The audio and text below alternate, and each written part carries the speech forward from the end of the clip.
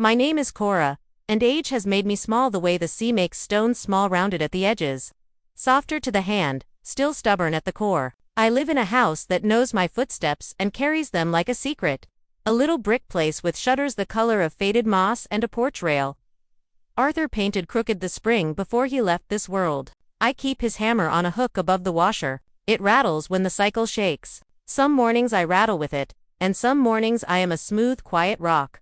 I had one dream left that wasn't buried in the yard with the dog or folded into the cedar chest with the quilts. The dream was not grand by the measurements of people who speak loudly about yachts and private islands. It was simple and salt-sweet. I wanted us on a ship together. The whole ragged clan. I helped stitch my son, Jonathan, his wife, Sabrina, the 2 grandchildren who carry my eyes like shy coins. I wanted us pressed against a railing with the wind in our mouths, laughing the way families laugh when they forget to worry. I wanted warm air and music that made my hips remember how to be hips. I wanted to stand beside the water at dusk and feel Arthur somewhere near the horizon, saying, "Well now, Cora, look at that." I could afford it, which is its own kind of miracle when you've been a schoolteacher your whole life and you pack your old age like a careful picnic. I had coupons clipped inside cookbooks and a bank account that grew not from leaps but from patient inches. When Arthur was alive, we dreamt bigger. The pyramids? A train with white tablecloths that moved through Scotland like a needle. But grand dreams can become heavy once you have to carry them alone. The ship felt lighter, manageable. I tucked brochures under the sugar bowl and slid them out like magic tricks when they visited. I traced the curves of islands with my finger. "Look here," I'd say, pretending surprise, as if the page had just thought of it. "This one stops for a steel drum band. And there's a glass walkway over blue water so bright it looks invented."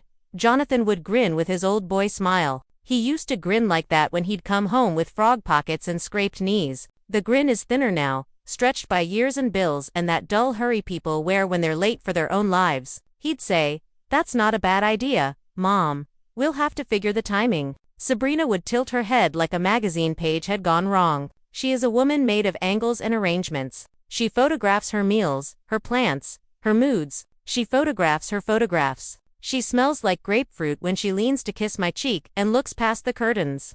As if my house is a before picture waiting to become an after. A long time ago, on the advice of a banker with a tie the color of toothpaste, I added Jonathan to my credit card for emergencies. It felt practical. If I fell, if the car decided to quit on the highway, and the tow driver needed convincing, I imagined worst-case scenarios in reasonable shoes. My signature walked with his on an invisible line. He tucked the plastic behind his license and forgot it until he didn't. The afternoon the idea first hatched. The sky outside was the pale gold of a pear. Sabrina had come in a white blouse to crisp for hugging. And Jonathan had that look men get when a new plan tastes like money even before it's swallowed. He talked about points and tiers and rewards that fell like rain if you stood under the right cloud. "Use your card to book it, Mom. I'll pay the balance out of my bonus. You know how it is, cash flow is king." He said cash flow, the way preachers say grace. I tried to share his faith, and in trying I misplaced my own. I asked the question I already knew the answer to. "It would be for all of us, wouldn't it?" "Of course," he said, and his eyes did an old soft thing that made me think of the child who used to bring me weeds like bouquets.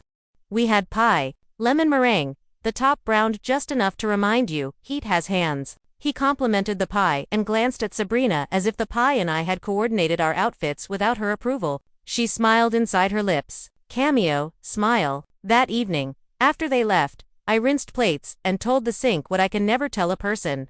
I told it, "Cora, you are bargaining with thin promises like a woman at the end of a yard sale trying to sell the last lamp to someone who doesn't need light." Weeks went by and the plan moved forward and also nowhere. Dates were not dates but mists. The word later was a guest at my table. Sabrina was always busy. She was busy when I called. Busy when I didn't. Busy even in her silences. "We like to be sure about amenities," she said once, like the word amenities was a prayer. Private cabanas. Dedicated butler. Packages with words that made me feel poor even if I wasn't. I started to suspect the dream cost more than the postcard implied. Not in dollars, but in permission. On a Sunday they came with the clean noise of people who've already decided what they're going to say. I set out the good plates, the ones with ivy vines that creep along the rim. Ivy never asks. It just climbs. We sat. Jonathan cleared his throat the way men clear space for cowardice. He said the market was unpredictable, and the children's school had sent a letter about some new fee, and this simply wasn't the season. Sabrina took my hand, and her fingers were cold and confident, like a nurse who's good at inserting needles. It's really for the best, Cora. Heat isn't good for certain medications, and the ship is so large, so many steps. We were worried for you. She said, worried, as if it were a truth and not a costume. I felt my blood go quiet. That happens sometimes when you're older. The body becomes a careful library. Even your anger whispers so it won't startle the stacks. After they left, the house swallowed their perfume and gave me back my own smelled wood, polish, cardigan, onion, in the bread box. I put the brochures away. The sound of the drawer closing felt like a lid on a small coffin. I told myself the story mothers tell to keep from breaking pieces, they'll have to sweep later. Next year. When the market behaves. When the calendar gets kinder. I sent him a message that said I understood. And I told him this was my mistake, that the emergency card was still in his wallet if ever needed. I shouldn't have said it, but mothers make offerings even when the altar is empty. I grew my quiet again, watered the orchids that like to pretend they are complicated, counted pills into an old tin that once held peppermint, sat on the porch and listened to the neighbors' wind chimes tell the same story in 11 different languages. The sky got colder. My bones rehearsed storms. I slept under 2 quilts and woke with corners imprinted on my cheek like maps folded on my face. On a Wednesday, my phone made a young sound and showed me the sea. Not a metaphor sea, not my memory of blue. The real thing, haughty and large, arranged beside a slice of white beach like a table setting. In the corner of the picture, a girl's grin leaned in. Maya, with my eyes. She had freckles you could count like constellations if you were brave enough to say their names out loud. She wrote, "Wish you were here, Grandma. Water's warm, like a bath." A red heart followed like a period drawn with lipstick. I stared long and forgot to blink. The brain is an old clerk. It will stamp the wrong form if the new one looks too bold. Here. I typed, because the old clerk needed a second filing cabinet. Right now. She wrote, "Yes, silly. We're on the big ship. Dad said you weren't feeling up to the trip. Hope you're resting." I sat back. The room moved a little. The clock on the wall sounded unsympathetic. That is how truth arrives when it has been asked to wait too long. Without apology. I walked to the shelf and picked up the tablet Arthur bought in a store where the salesgirl had called me sweetie until I wanted to buy 2 tablets just to prove I could. My hands shook, which made me angry, and anger made them steadier. I logged into the card account the banker had promised would be more secure than a vault and easier than bread. It asked me the names of my first pets and the street where I learned to ride a bike. I told it secrets and it gave me numbers. There they were. Lines and lines of my trust turned into someone else's leisure. A booking the size of a new car. Then smaller lights blinking in quick succession. Drinks that sounded like jokes. Jewelry shops with names made of silver letters. A dolphin experience that made my stomach want to leave the room. The ship's boutiques. The spa. A photograph printed on glossy paper so strangers could keep a piece of time. The math told its own story. For passengers. The fifth erased. Humiliation has a smell. It smells like metal and shame and the slight sweetness of a room you forgot to air out. I sat very still until my body and the chair agreed to hold each other. Then I laughed once. A single dry leaf's worth of sound. I laughed because the world had the audacity to be predictable, because Sabrina had looked at me with the eyes of a woman describing a couch she planned to move out of a room, because my son, my boy, had learned a language that calls theft strategy and still dares to kiss its mother's cheek.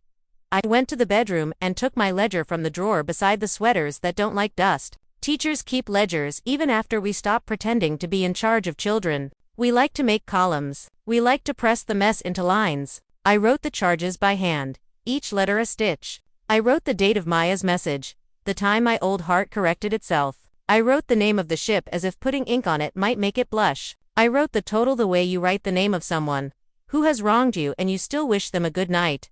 I made tea that tasted like water that had read a book about tea and decided not to try too hard. My mind moved into a room where the air was cool and organized. I closed a window in myself and latched it. Strategy is not the opposite of love. It is the way love protects its bones. I looked up the itinerary I had memorized when the dream still felt possible. The string of islands like pearls, someone had knotted carefully so you wouldn't lose them all at once. There were sea days coming, long blue stretches where money can't be wired through waves and pride has to swim without a life jacket. I waited. Waiting is a discipline I practice better than prayer. The days lengthened the way dough does under a cloth. I did not call. I did not text. I watched a squirrel reorganize my flower bed and wanted to write him a note about boundaries. I read 2 chapters of a romance novel where everyone is beautiful and employed. I kept my mouth shut and let the future come. I took the old card from my wallet and looked at the numbers. The way you look at a person who knows what they have done. The embossing had worn down where my thumb rests. I laid it on the table like a photograph and told it, "We're going to break up kindly." On a Friday afternoon that felt like a sharpened pencil. I dialed the number on the back of the card. My voice, when it arrived, remembered that I taught 30 children how to be quiet with one look. "Hello, my name is Cora, and there's a problem with my account." It felt good to say problem to someone paid to solve it. The young man who answered had the smile in his voice that people at call centers learn like a second language. I gave him my name and a few history questions, and then I spoke like a metronome. "The cruise," I said, "is fraud. The smaller charges, fraud. The jewelry, the drinks. The excursion where things with fins performed for adults who should know better, fraud, fraud, fraud. Freeze it, replace it." He said I'm sorry in 5 different customer-approved ways. I imagined him in a cubicle eating carrots from a bag. I imagined him putting a flag on an account that had flags on it already bright. Ridiculous flags that matched Sabrina's swimsuit. When I hung up, the house sounded bigger. The quiet lifts once you set it down. I put the old card in the drawer beneath the dish towels. The dish towels did not care. Through the evening I went about my chores with a domestic serenity that belongs to monks or widows who've made peace with the dust. I felt cruel and kind at once. It was not a contradiction. Somewhere on a floating hotel, Sabrina's mouth would be forming a shape a camera couldn't use. Somewhere, Jonathan's face would turn the color of unripe fruit. Somewhere, a polite man in a white jacket would be explaining the difference between inconvenience and crisis. It is a difference I teach my bones every winter. I slept without the television whispering to me from the other room. I dreamed of nothing and woke with everything.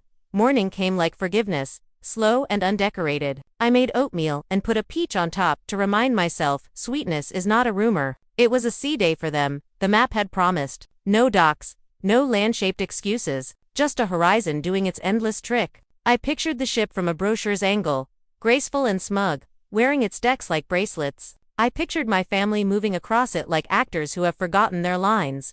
Perhaps, it began at a boutique with mirrors that pretend they are honest. Sabrina would have picked up a bag that weighed more in status than leather.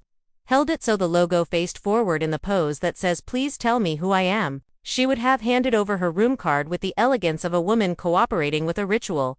Swipe, smile, swipe again. That particular frown shopkeeper's study. "I am sorry, ma'am. Your account appears to be." She would not say frozen. That word belongs to stories about little girls with braids and castles. She would say, unavailable, a scriptwriter synonym for no.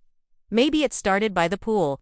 A man in a polo shirt pouring sunset colors into glasses and calling them drinks. Jonathan would have ordered around like a hero in a minor film. "He doesn't drink much, my son, but he likes to tip like a man who almost didn't get to tip." The bartender would slide their keycard through a hidden mouth.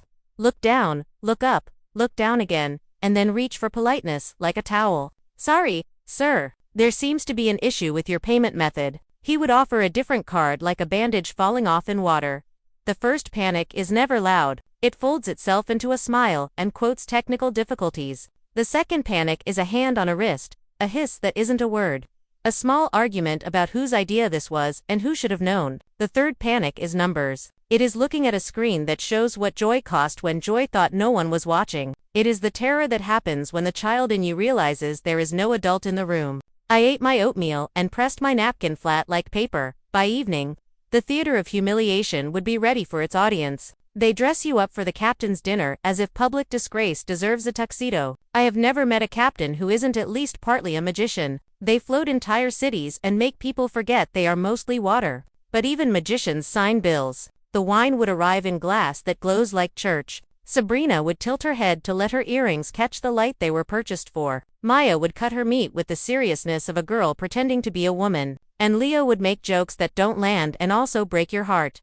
When the bill came, Jonathan would reach for it with a flourish. A gesture learned from films in which men are thanked for doing the baseline. The waiter, poor soul, would sway there with the mercy of a tree. He would lean close and speak a sentence that passes from mouth to mouth across the planet in 100 languages. "I am sorry, sir. It seems there is a hold on your account." The color would leave my son's face like a tide tugged by a crueler moon. He would try to laugh as if laughter is a wrench that fixes everything. The waiter would be kind, the way people are when they cannot save you. I know because I have seen kindness play that part. I have seen it when an old woman's grocery total rings $10 higher than her envelope, and the young bagger quietly removes his own lunch from the belt and pays. I have seen it when a girl stands alone in a gymnasium and a teacher puts a clipboard in her hand and calls her captain. There are 100 kinds of kindness, and some of them require you to pretend you didn't notice a drowning. The call came the next morning. Numbers I didn't recognize marched on my screen like strangers at my door. I answered after 3 rings, not because drama requires it, but because I wanted one extra breath to help me be the woman I needed to be. My mother used to say, count to 3 and then tell the truth. I did. Then I said hello, like a lake says hello to a stone. It refuses to store. Mom. Jonathan's voice was young and bright with fear. I have not heard him that boy in a long time. Something's wrong with the card. They say it's not working. We can't. His voice broke into several smaller voices. Water does that to a person. Robs the coherence right out of your mouth. You have to call the bank. You have to tell them to fix it. I kept my tone flat to iron out the tremble in his. I told the bank there were fraudulent charges. The word sat in the room like an extra person. Fraud.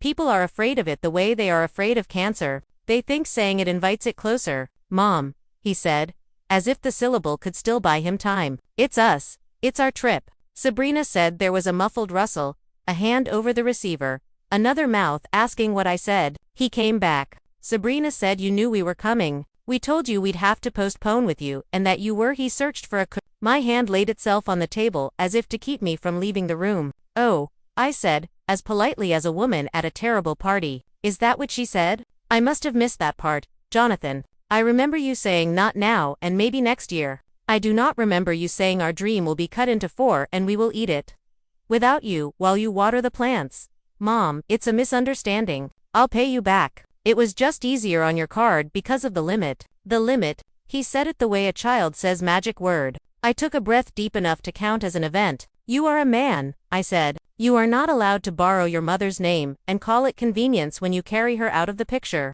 If I'm old enough to be left behind, I am old enough to freeze what you stole. He was quiet for a long moment, and then something cracked on his end. The husk of entitlement. Or the shell of habit. I couldn't tell which. We're stuck, he said. There's a pause around that word when a person meets it for the first time. They realize stuck has a shape, and it's the shape of themselves. We can't charge meals. They locked our room account. There's talk of. He couldn't say it, but the word lived in the space between us anyway. Debt. I almost softened. The bones of motherhood are traitors. They remember teaching small hands how to count coins, choosing the apples with fewer bruises so a boy could have the red ones. They remember the way a child sleeps when fear hasn't yet invented itself. But I have learned to keep one promise to my future self. Do not interrupt consequences. I said, I hope the weather's nice. It will help a difficult day be less cruel. He made a sound I recognized from long ago, the sound of a boy who fell and is deciding whether to cry. Sabrina's voice flew across the line in a ragged ribbon. What did she say? What is she going to do? He didn't answer her, and neither did I. I hung up. I do not slam phones. I place them where they belong. Then I washed a single cup and wiped the sink the way women wipe away the remnants of 1,000 meals cooked for people who did not grasp the currency they were spending. I went to my chair and let the peace walk back into the room. My knees ached. Knees tell their own weather. The radio on the counter found an old song and I let it. A horn somewhere in the music tasted like brass and memory. The house lived with me. It clicked as heat moved through the vents like a careful animal. Neighbors' children shouted 3 yards away, and I smiled because children are proof noise can be holy. The day got older. The sky went the kind of blue that makes promises. I poured water on the fern that never learns restraint, and I told it, take what you need. It cannot hear me, of course, but every living thing deserves to be spoken to, as if it were listening. They must have solved it somehow. Someone wires money to someone. Someone begs in an office. A manager makes a note and a frown. A family slinks down a corridor, leaving a wake of glances they pretend not to notice. Shame travels under the skin like static. I let all that happen without me. I stayed still. That is another kind of action. A week later the company called. The man had a voice polished by training and compassion. He asked for me by my full name with the respect bureaucracies reserve for people who are about to become a file. He said, Mrs. Sterling, we've reviewed the onboard incident and your fraud report. We take elder financial abuse seriously. The phrase parted the air like a blade and also like a bomb. When you grow old, people build a language around you the way scaffolding creeps up a church. It is there to protect, and also to contain. He said the trip had been refunded. He said they wished to offer me, if I felt comfortable, a voyage. Not a consolation, a make. Their words, not mine. Any itinerary, he said softly, as if he knew he was handling a thing that might bruise. I sat and looked at Arthur's hammer on its hook and realized that sometimes the world sets down a weight on your table that is exactly the size of what was taken. I said yes, not because the sea can fix betrayal, but because I wanted to stand where water could decide nothing about me. Months later I did stand there, and the ocean was an indifferent giant who didn't care who I had forgiven. On the first evening, I held tea to my mouth and watched the sky take off its daytime clothes and put on a dress stitched with first stars. Somewhere, miles and months behind me, a younger version of myself closed a drawer on a brochure and tried to make herself small enough to fit in the drawer too. I wanted to find her and lift her out. I wanted to say, look, Cora, it's blue, as if sorrow never learned the word. The sweet was nicer than anything I would have dared to claim while Arthur was alive. He was a gentle man, but suspicious of luxury the way church deacons are suspicious of drum kits. I touched everything like it might accuse me of theft. They brought fruit and I ate the grapes first because I am a grandmother, and we always eat the fruit that spoils quickest. The glass balcony wall bent the horizon into a sentence I could not finish. I did not post a single photograph. The world did not need to see my proof. Proof is for people who foresaw doubters. I delivered the kind of quiet only a widowed teacher knows how to curate. I thought of my grandchildren, their knees, and the futures inside them. I thought of Jonathan's face when it understood itself in a new light. And I hoped mercy would meet him there. Not a soft mercy. Not the sort that arrives before a lesson is learned. A mercy that nods and says, all right. Now you know how it feels when a door closes you thought was yours. I walked slowly along the deck. Wind found my hairpins and asked me to loosen them, and for once I said yes. I held the railing and felt the ship hum up into my hands. The water below smashed itself into a million temporary friendships. Foam that was here and then not, the way families sometimes are. I did not cry. The tear ducts of my life have been asked for too many favors. I let the breeze do the crying. I let it sting my cheeks and call it weather. At breakfast, a small boy at the next table asked his mother if the ocean ever gets tired. She said never. I smiled into my bowl and thought, it does, child. Everything gets tired. Oceans rest at night inside the hearts of old women and wake in the morning in their throats. We learn to swallow them with toast. There is a thing I will tell you, because you have sat this long in my company and haven't asked me to hurry. Revenge is not a feast. It is a salt. It preserves the part of you that refuses to rot. You do not eat it by the spoonful. You sprinkle enough to keep the meat of your dignity from spoiling. Then you put the jar away and cook something nourishing. If you eat too much of it, your tongue forgets sweetness, and you will be thirsty forever. On the last night, the sea went black and bright all at once, as if God had knocked over a jar of ink and then shook glitter into it. I leaned on the rail and thought of a small boy who once came home with a note in his pocket, because he'd pushed another child in line. I had made him apologize then, not to be righteous, but to remind him the shape of his mouth when it speaks repair. Now I imagined him somewhere across town, a grown man who had learned the taste of consequence. I pictured him at a kitchen table with a calculator and his own son, teaching something silent and useful I could never put words around. I went back to my room and turned out the lights and lay down in the dark. Humming of the ship's heart, I felt old and brand new in the same breath. Arthur would have laughed softly and said, I told you the water would hold you, Cora. He was forever telling me what would hold me. The truth is, I hold me. I am held by the hands I have spent a lifetime building. Pinnacles, nicked by casseroles and report cards and steering wheels and hammer handles, by prayers muttered in laundromats and emergency rooms, by the quiet decision to choose peace even when peace arrives wearing the face of a courtroom clerk or a customer service rep named David.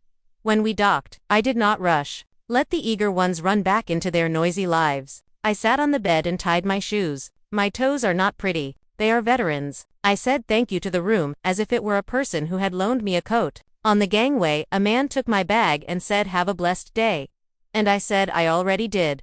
I went home to a house that creaked a little with pride. I put the suitcase in the bedroom and the ocean in the sink with the dishes and then into the trash with the peelings and finally into the yard, where it could sit under the magnolia and turn back into rain. The phone was quiet. I watered the fern and told it the same thing I tell myself, and now I will tell you. There are thresholds you carry with you. Once you step over them, the floor that hurt you cannot own your feet anymore. There's a strange kind of quiet that comes after justice. It's not loud or bright or triumphant. It's ordinary, like the air right after a storm, when the world is still dripping, and even the birds hesitate to sing, as if they're unsure whether it's over. That's the kind of quiet that filled my house after I returned. I sat in my kitchen the first morning home, the one with the chipped blue tiles and the chair that wobbles just enough to remind you you're alive. The light was soft, sliding in through the curtains like honey, slow and forgiving. For the first time in years, I didn't rush to check my phone, or look at my messages, or wait for the hollow sound of obligation that comes disguised as conversation. I brewed my tea, the way Arthur used to, 1 spoon of leaves, not 2, because, he'd say, let the water do the work. Cora, don't force the flavor. And as the kettle hissed and sang, I realized that's what I'd done all my life, forced flavor into things that should have steeped on their own. I forced joy into holidays that were already too strained. I forced smiles when Jonathan's visits turned from warmth to duty. And I forced forgiveness when the people I loved had done nothing to but sitting there. With the steam rising in lazy curls, I didn't feel forced anymore. I felt awake. You see, age doesn't make you weaker. It makes you invisible. People stop asking you what you think. They start telling you what you need. They mistake your stillness for surrender. Your quiet for confusion. But in that stillness, there's something dangerous, the kind of patience that can outweigh betrayal, and the kind of wisdom that knows exactly when to strike. That's what they never understood. I wasn't weak. I was waiting. It's funny, after the cruise company refunded the money and sent their letter of apology, I could have called Jonathan. I could have told him what happened, could have shouted, could have explained, could have turned it into one of those dramatic scenes you see on television where the mother forgives her son and everyone cries and hugs. But forgiveness, I've learned, isn't a stage performance. It's not something you do for applause. It's something that sits quietly inside you, like a locked drawer, and sometimes you decide never to open it again. The first time I saw Jonathan after the incident, it wasn't planned. It was 2 months later. At the grocery store, I was picking out oranges. I liked the ones with thick skin, easy to peel, when I heard that familiar voice. Low, uncertain, pretending to sound confident. Mom. He was standing at the end of the aisle, holding a basket that looked too empty for a man with a family. His eyes, my eyes, couldn't quite meet mine. Sabrina wasn't with him. Of course she wasn't, single quotes, T, the woman who could post her breakfast online. Couldn't bear to face the woman she'd robbed blind. Mom. I wanted to, he began, but the words stumbled over themselves. Apologies age differently in a liar's mouth. They start soft, then rot before they ripen. I know, I said, before he could finish. You wanted to explain. You wanted me to understand. You wanted to say it was all a mistake. He swallowed hard, eyes darting to the floor, to the shelves, anywhere but me. The air between us felt thick, not angry, just tired. I don't know what to say. He whispered. I nodded slowly. That's all right, Jonathan, I said. Some things don't need saying. Some things just need remembering. He stood there for a while, and I could see it, the weight of guilt, the way it bent his shoulders, the way it aged him, and for a fleeting moment, I almost pitied him, almost because pity is a luxury you grant to the undeserving, when your own heart hasn't yet learned the cost of mercy, and mine had paid that price a long time ago. When I turned to leave, I didn't offer a hug. I didn't offer closure. I just said, take care of the kids. They deserve better than the example you've given them. And I walked away. The sound of the automatic doors opening behind me felt like the world exhaling. That night, I sat in bed and thought about my grandchildren, Maya and Leo. They were innocent in all of this. Children don't see betrayal. They see love, distorted through the people who are supposed to show it to them. One day, they'll grow up and piece it all together. They'll remember that trip. Remember the confusion on their parents' faces when things went wrong. Maybe they'll ask questions, and maybe, if I'm lucky, they'll remember me not as the grandmother who got left behind, but as the woman who didn't let herself be erased, because that's what betrayal tries to do. It doesn't just steal your money or your trust, it steals your story. It rewrites you as a footnote in someone else's narrative, but not me, not anymore. I began to write again after that, just small things, a journal, a letter to Arthur, a note to myself about the weather. Words are funny. That way, they're both weapon and wound, depending on how you hold them. And for the first time in years, I held them gently. The cruise invitation sat on my counter for months before I decided to use it. It came in a gold envelope, the kind that smells faintly of printer ink and wealth.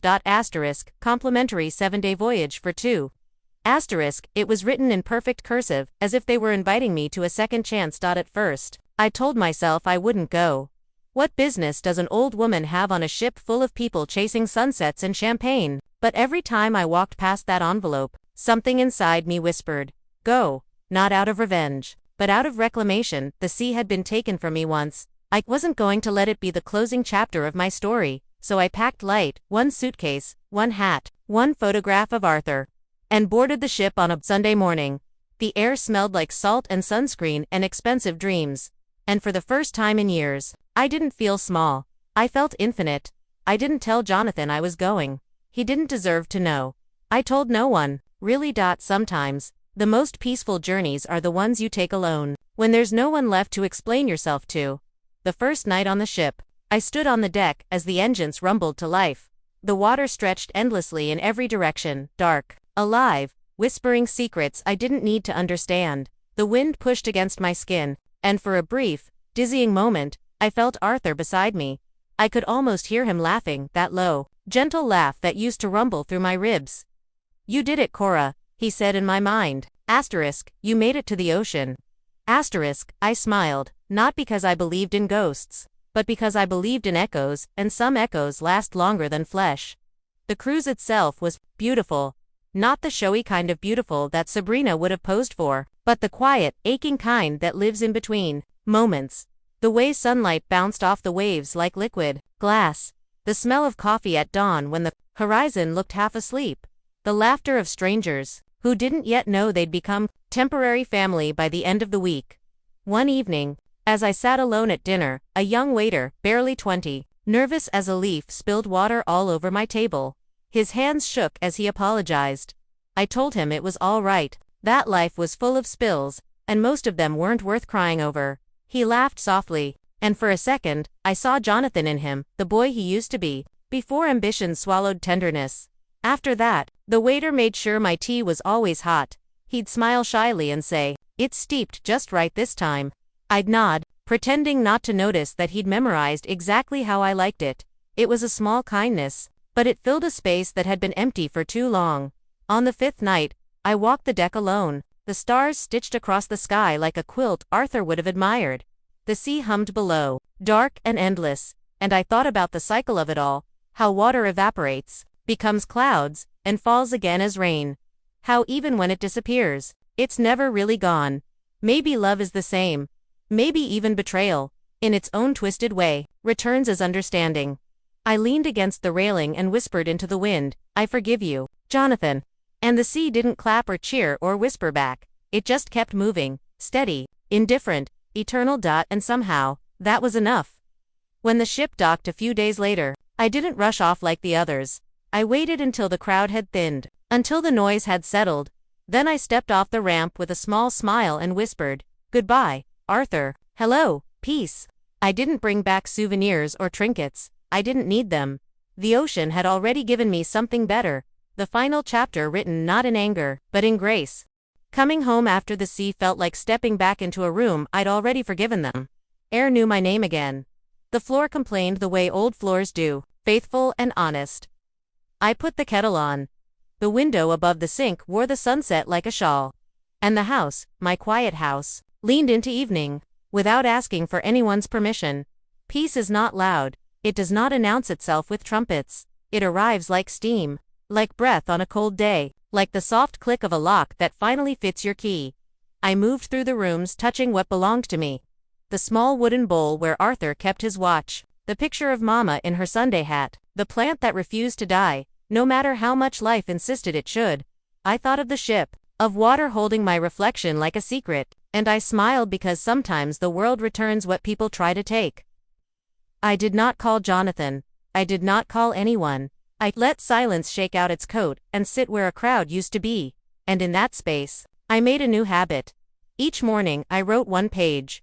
Some days it was just the weather, wind, brisk, clouds thin as onion skin. Some days I wrote to the girl I had been. You were not naive. You were hopeful. And hope is a holy thing. Some days I wrote to the woman I became, "You are not hard, you are tempered." And once, I wrote to Sabrina, not to send, but to empty the weight. Elegance, I wrote, is not a dress. It's the clean way you leave a table, chair pushed in, plate rinsed, apology folded and left plainly where it can be found. A week passed, then two. On the 15th day, the doorbell offered its lonely note. I didn't rush. I wiped my hands on a dishcloth, set the cup down, and went to the door. Through the glass, I saw a posture. I knew the slant of a child grown tall, but too fast. The way guilt makes the shoulders drag at the edges. Jonathan. Alone again. When I opened the door, the sky rolled a gray hush over the street, the kind that makes even dogs whisper. He swallowed. "Hi, Mom." I waited. "Some bridges you don't cross. You stand still and see if the other side learns to walk." He cleared his throat. "The kids, they asked about you." My heart did its small bird flutter. He continued, clumsy and human. "I told them you were taking space, that you're okay, that you're strong." He had to push that last word out, as if his mouth still wasn't used to me wearing it. "Do they want to come by?" I asked. His relief rose like steam, double quotes. "Yes, if you'd have them, I would. Saturday." He didn't step in. I didn't invite him. We stood like two people who'd once known a language and were slowly relearning the alphabet. Before he turned to leave, he said, "I'm sorry, to the air, to the world, to whatever God was listening." He didn't press it into my hands like a debt, he let it float. That was new. That was something. When Saturday came, it brought rain with it, thin, polite rain that apologized each time it touched the porch. Maya and Leo stepped inside like they'd reached a harbor. They smelled like teenagers, laundry detergent and late nights. Maya hugged me, quick and fierce. Leo tried to be cool and failed heroically. We sat at the table, and I set out the good plates because children notice when you honor them without making a speech about it. We ate cinnamon toast and clementines, and laughed about nothing at all. They told me school stories, teachers who tried too hard, teachers who didn't try, friends who braided their hair on the bus. Then Maya, careful as a person disarming a bomb, said, "Dad said you weren't feeling well. The time of the cruise." She searched my face like a map. I smiled, steady as a lighthouse. "I wasn't sick," I said. "I was busy learning the shape of my own spine." Leo snorted and looked like he'd been caught loving me. Maya nodded, and that nod said, "I hear you even if I don't know how to say it back." They didn't ask for details. I didn't hand them bitterness wrapped like candy. I just cut pears into thin, moon-bright slices and told them that storms teach ships their names. They didn't understand. They will. After they left, I stood in the quiet and thanked every small thing for returning to me. I thanked the kettle for remembering how to sing. I thanked the rug for holding my missteps steady. I thanked the old clock for keeping time slow enough that I could catch up. Gratitude, I learned, is a discipline, not a mood. It's the hand you hold when the room is empty. Soon after, I began visiting the nursing home down on Willow Crest. It wasn't a grand decision. It was the way I stepped there one afternoon with a bag of oranges and found a hallway that sounded like my name. The place smelled of lemon wax and old paper. Soft shoes, whispered, televisions. There is a particular silence to rooms full of people who used to be loud. I met a woman named Hattie, with hair the color of flour, dust, and hands that had sewn more dresses than some towns have. She called me sailor after I told her about the cruise. "Every woman is part salt," she said. "You can taste it when she survives." We played gin rummy with dog-eared cards and cackled like teenagers when we cheated badly. I read aloud to a man named Thomas whose eyes had gone foggy, but whose smile still remembered the joke it was born for. He liked sea stories. I liked giving him back the shoreline. In the corner near the big window, there was a woman I never saw without red lipstick, Agnes, who told me stories about dancing in kitchens, and how the good loves always started with music that made your feet move first. She asked me about Arthur, and I told her we were the kind of couple who never finished arguments. We laughed them into smaller shapes and forgot what the fight was about. She sighed. "That's a marriage," she said, "not a war." Sometimes I'd bring my journal and sit in the sunroom where the light made everything look freshly washed. I'd write, and Hattie would doze, and Agnes would hum something old and bright. I realized, that healing is not a story you finish, but a place you decide to live. It has windows, it has chairs, it has a small table where friends put their elbows and say, "Tell me again about the sea." One afternoon, After a gentle rain cleaned the sidewalks, I stepped outside and found Jonathan leaning against the garden wall. He looked thinner, not just in body, but in certainty. Guilt will strip a man. I didn't invite him to speak. If he had words, they'd learn to stand on their own feet. I joined a support group, he said finally. Eyes on the marigolds someone had planted too early for the season. For people who hurt their families, who have money problems, they hide with good suits. I waited. He swallowed. I want to do better. There was no theater in it, no plea, it was a simple sentence, set down carefully, like a cup on a saucer. I hope you will, I said. He nodded. And we let the wind say the rest. Before he left, he reached into his pocket and handed me something small, wrapped in a napkin. A shell, he said. Leo found it in the laundry after we got home. It doesn't belong to us. I took it. It was ordinary, gray-chipped, perfect in its honesty. Things don't have to be beautiful to be true, I said. He blinked, and the boy in him almost answered. Word about my visits to Willowcrest made small circles in a town that eats gossip for breakfast and calls it community. Someone at the library asked if I'd talk at the church hall. Just a few minutes, Ms. Sterling. To the widows group. I said, I'm not a preacher. They said, neither are we. So I went and stood in a room that smelled like coffee and old wood and women trying their best with what they'd been handed.